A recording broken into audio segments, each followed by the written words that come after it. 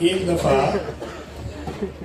मैं किसी मस्जिद में गया तो मेरे जूते नहीं मिले वहाँ पे, तो मैं बड़ा उदास वापस आया। तो रास्ते में मैंने ये शेर लिखा था, मैं नंगे पांव घर आया तो आंसू पूंछ के सोचा।